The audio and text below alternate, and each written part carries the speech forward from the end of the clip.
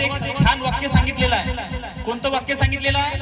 ही पृथ्वी ही शेषनागाच्या मस्तकावर नसून ही आपण जे सर्व कष्टकरी आहोत, आपल्या ज्या कष्टकऱ्यांच्या तळहातावर ही पृथ्वी तरलेली आहे आणि या पृथ्वीचा जो कारभार आहे हा त्याच्यावर चालू आहे.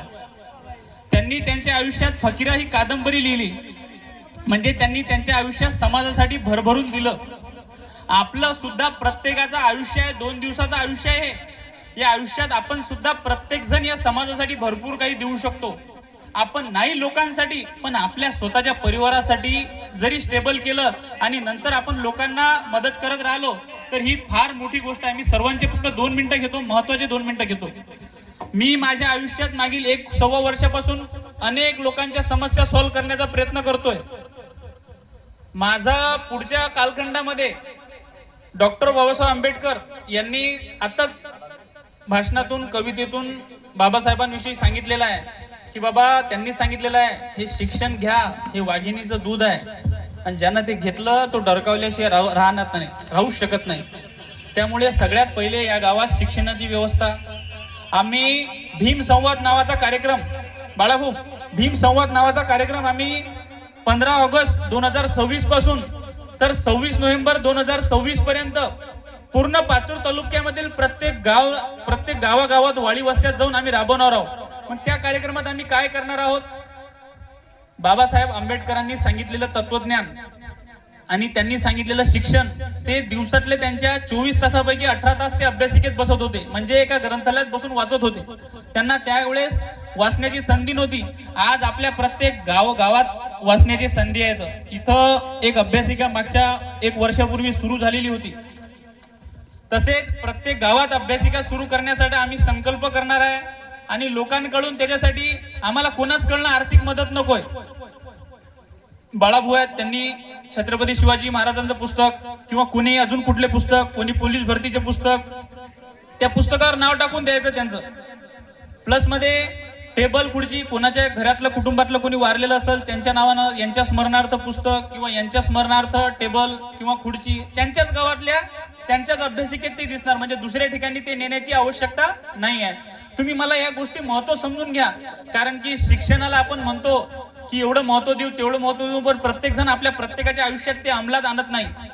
माझी आपल्या समाजासुद्धा विनंती आहे की प्रत्येकानं आपल्या आई बहिणीकडे पाहावं, स्वतःकडे पाहावं, आपली स्वतःची पहिले मुलांच्या शिक्षणाकडे आपण लक्ष द्यावं. प्रत्येकानं जर स्वतःच्या कुटुंबाकडे लक्ष दिलं तर ते प्रत्येक कुटुंब मजबूत होईल आणि तेव्हाच कुठं गाव मजबूत होईल. होणार आहे का नाही? होणार आहे का नाही?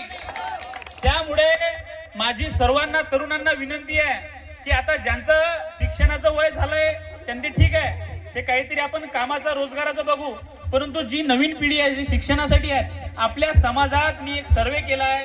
आपल्या मातंग समाजामध्ये शिक्षणाचं प्रमाण या परिसरामध्ये आपल्या आलेगाव आणि आपल्या कार्यालयामध्ये फार कमी आहे. आपल्याला आरक्षणाचा लाभ आहे, परंतु आपण आपल्या आरक्षणाचा प्रॉपर लाभ घेऊ शकत नाही आहोत. त्यामुळे माझी तुम्हाला सर्वांना विनंती आहे, कळकळीची विनंती आहे, आपल्यासाठी आम्ही रुग्णसेवा, इतर अजून पाण्याची सुविधा, या सुविधा आम्ही सर्वच करू. तसंच अभ्यासिकेसाठी माझी तुम्हाला विनंती आहे, तुमचं जरी शिक्षणाचं एज बार झालेलं असेल, नोकरीचं एज बार झालेलं असेल, परंतु हे जे कोवळे मुलं दिसत आहेत ना, आपलं कष्ट करण्यातच पुढचं आयुष्य चाललंय आणि जाणार आहे, परंतु यांच्या सुद्धा माथी तेच आपल्या जे कष्ट आपल्या माथी आलेले आहेत, जी समाजातली हीन वागणूक आपल्या माथी आलेली आहे ती त्यांच्या माथी नाही आली पाहिजे. त्यामुळे त्यांच्या शिक्षणासाठी रात्रंदिवस तुम्ही कष्ट करा आणि आपल्या घरामध्ये ज्याला काही व्यसन आहे त्याला व्यसन नाही सोडतायत मान्य आहे, पण ते घराच्या बाहेर करा. आपल्या घरात आल्यावर आपल्या लेकरांना, आपल्या पत्नीला आपलं व्यसन नका दाखवू. माझी तुम्हाला कळकळीची विनंती आहे. बघा, एक हिवरे बाजार एक गाव आहे महाराष्ट्रामध्ये, बाळाभाऊ, हिवरे बाजार एक गाव आहे.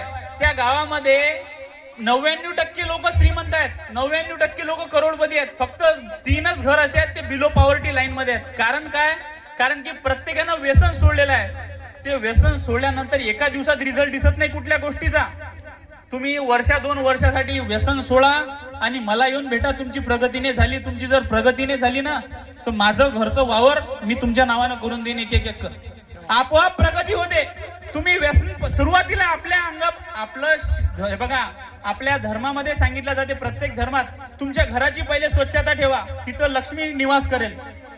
स्वतःपासून सुरुवात करा, निदान आपल्यासाठी नाही, आपल्या परिसरासाठी, आपल्या गावाच्या भविष्यासाठी आपण व्यसनमुक्त होऊया आणि शिक्षणाकडे वळूया आणि रोजगाराच्या माध्यमातून मेहनत करून आपल्या कुटुंबाचा उदरनिर्वाह करून प्रत्येक घर जर सुखी झालं तर आपल्या परिसरातील प्रत्येक गाव सुखी होईल, आपला तालुका या महाराष्ट्रात सुजलाम सुफलाम होईल. आमचं हे स्वप्न आहे आणि या स्वप्नासाठी आम्ही जगत राहू. आपल्याला कोणालाच कुठला झेंडा घेऊन आपल्याला मिरवायचं काम नाही.